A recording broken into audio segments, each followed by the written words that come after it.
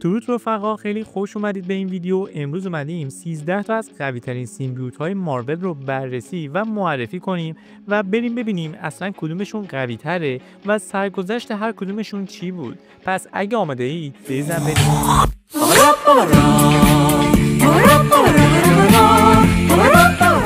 13. اسپایدرمن سیاه. پیتر پارکر یکی از اولین آدمایی بود که با سیمبیوت ونوم ترکیب شد، ولی به نوعی جزو ضعیف‌ترین شخصیت‌هایی هم بود که با سیمبیوت‌ها کار کرده. اینجوری نیست که مرد عنکبوتی با ترکیب شدن با ونوم قدرتش خیلی بیشتر شده باشه، بلکه این ترکیب فقط نیروی اون رو افزایش داد و بهش اجازه میداد تا بی‌نهایت بتونه تار بزنه. اما وقتی ونوم از پیتر جدا شد و رفت سراغ شخصیت‌های دیگه، خیلی قوی‌تر شد. علاوه بر اینا، پیتر هیچ وقت نتونست مثل ادی براک و فلش تامسون به طور کامل با این موجود هماهنگ بشه. یه مدت طول کشید تا بفهمه این لباس سیاه فضایی در واقع یه موجود زنده است و در نهایت تصمیم گرفت برگرده به لباس قدیمیش. شماره 12. سیمبیوت های لایف فاندیشن. ونوم توی اوایل کارش به عنوان محافظ مرگبار توسط گروه لایف فاندیشن به رهبری کارتوندری گیر میافتاد و 5 نمونه ازش گرفته میشد که هر کدوم تبدیل به یک سیمبیوت جدید میشدن. 4 تا از این 5 سیمبیوت ها یعنی رایت، لشر، فیج و اگنی توی داستان ها مهمترن، چون اینا فقط توی چند تا داستان ونوم استفاده شدن و فرصت‌های زیادی برای خودنمایی نداشتن. از نظر تئوری این سیمبیوت‌های لایف فاندیشن باید از ونوم قوی‌تر می‌بودن چون فرزندانش هستن، اما هیچ مهارت خاصی توی کنترل قدرتاشون نشون ندادن. خیلی زود میزبان انسانیشون کشته شد و سیمبیوت‌های لایف فاندیشن هم کنار رفتن. بعداً دوباره اونا به شکل یه سیمبیوت ترکیب شده به اسم هایبرید پیدا شدن، ولی حتی این سیمبیوت هم نتونست جلوی کشته شدن میزبانش اسکات واشنگتن توسط ونوم رو بگیره. شماره 11. اسکریم. این یکی از سیمبیوت های لایف فاندیشن است که یکم با بقیه همزادش فرق داره. توی کمیک ونوم که سال 1994 منتشر شد، معلوم شد که اسکریم میخواد همنوع خودش رو بکشه و ادی براک رو مقصر نشون بده. وقتی تونست اگنی رو شکست بده و بکشه، معلوم شد که از بقیه همزاداش قوی تره، اما آخرش هم باز نتونست ونوم رو شکست بده. شماره 10. ونوم. این موجود خفنی که هممون میشناسیم بیشتر به خاطر این معروف شده که اسپایدرمن رو به یک موجود بزرگتر و خشن‌تر تبدیل کرده. وقتی این سیمبیوت از پیتر پارکر میاد سراغ ادی براک، کلی از قدرت‌های مرد عنکبوتی رو هم با خودش میاره. جالب اینجاست که وقتی ونوم یه میزبان جدید پیدا میکنه، قدرتاش بیشتر میشه و حتی توانایی‌های جدیدی هم بهش اضافه میشه، مثل چنگال‌های تیز و اینکه میتونه اسپایدر سنس پیتر رو هم خنثی کنه. خلاصه اینکه ونوم شاید به اندازه سیمبیوت‌های جدیدتر قوی نباشه، ولی وقتی پای اسپایدی وسط باشه حریف ضعیفی نیست. قدرت‌های این سیمبیوت با وجود اینکه بین چند میزبان مختلف مثل مک‌کاراگان، فلش تامسون و لی پرایس جابجا شده، همیشه توی یه سطح ثابت باقی مونده. شماره 9. مانیا. این یکی از بچه‌های ونوم به حساب میاد که خیلی خشن‌تر و خونخواه‌تر از پدرشه.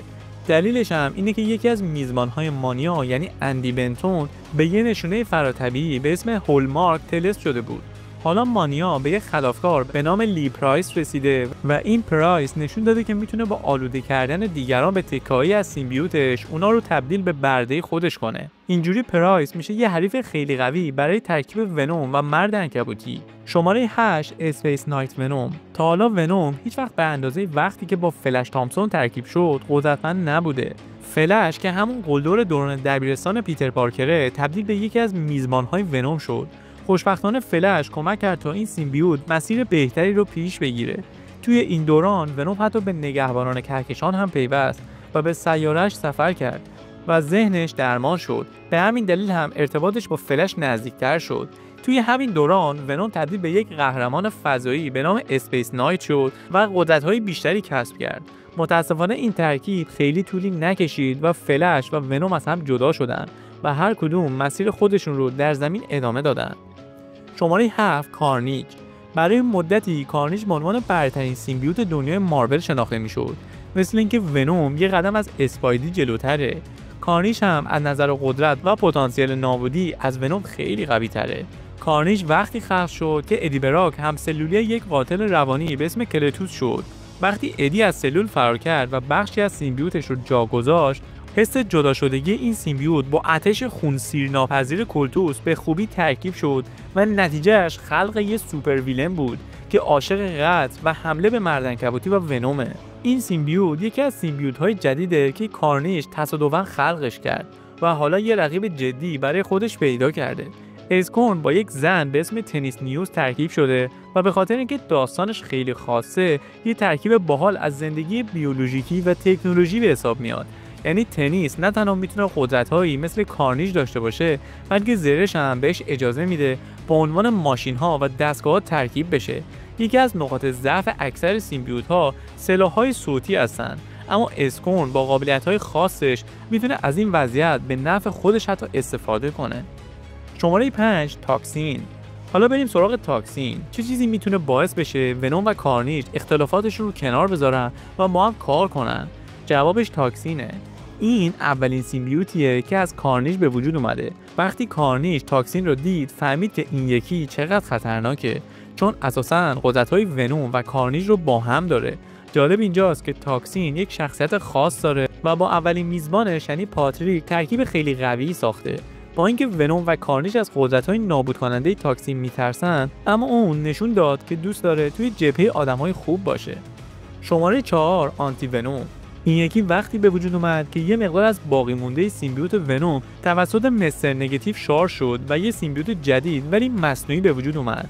از نظر قدرت خالص آنتی ونوم به اون اندازه‌ای که فکر می‌کنید قوی نیست و تقریبا همون قدرت ونوم معمولی رو داره، اما این شخصیت کاملا مجهز شده تا بتونه دیگر سیمبیوت‌ها رو شکست بده. فقط کافیه یه بار آنتی ونوم به سیمبیوت‌های دیگه دست بزنه تا اونا رو بسوزونه، درد شدیدی بهشون بده و حتی ممکنه باعث مرگشون بشه.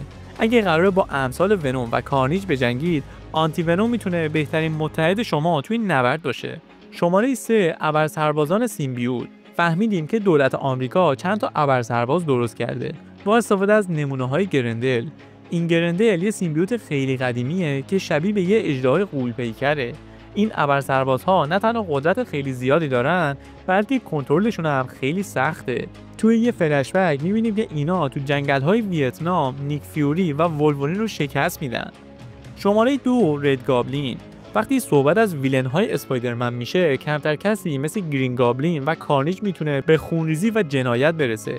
وقتی این دوتا رو با هم ترکیب کنیم، یه ویلن ترسناک و غیر قابل توقف به وجود میاد. توی یکی از داستان‌های جدید کمیک The Amazing Spider-Man با عنوان گودن سوینینگ، نورمن آزبورن که با کارنیج ترکیب میشه و نتیجهش این میشه که رد گابلین به وجود میاد. این ویلن علاوه بر قدرت‌های آزبورن و کارنیج، حالا میتونه بمب‌های خطرناک به اسم کارنیج بمب پرتاب کنه. حتی نقاط ضعف معمولی سیمبیوت‌ها مثل صدا و آتش هم فقط کمی بهش آسیب میزنن. و اما شماره 1 که تمام سیمبیوت‌ها ازش میترسن، دیگه فکر کنم باید بدونیم منظورم کیه. نال. حالا نوبت ناله. توی جدیدترین کمیک‌های ونوم داستان شخصیت‌های سیمبیوتی مارول کلی تغییر کرده. معلوم شده که همه سیمبیوت‌ها از یک خدای باستانی به اسم نال به وجود اومدن. نال از اوایل خلقت جهان وجود داشته و با سلستیال‌ها می‌جنگیده، چون اونا روشنایی رو به قلمرو تاریکش آوردن. بعضی وقتا هم نال ظاهر گرندل رو به خودش میگیره، همون هیولایی که شبیه به اژدهای غول‌آساست. حالا دیگه نیازی نیست که بگم هر کسی که بتونه سلستیال‌ها رو نابود کنه جزو قدرتمندترین موجودات دنیای مارول. ونوم و کارنیج در برابر نال مثل قطره‌ای در برابر دریا هستن. خب دوستان، کم کم به پایان این ویدیو نزدیک شدیم. امیدوارم از دیدن این ویدیو لذت برده باشید. اگه دوست داشتید جهت حمایت از ما، کانال رو لایک و سابسکرایب کنید و نظراتتون رو با من توی کامنت ها به اشتراک بذارید. دوستتون دارم. تا ویدیوهای دیگه، خدا نگهدار.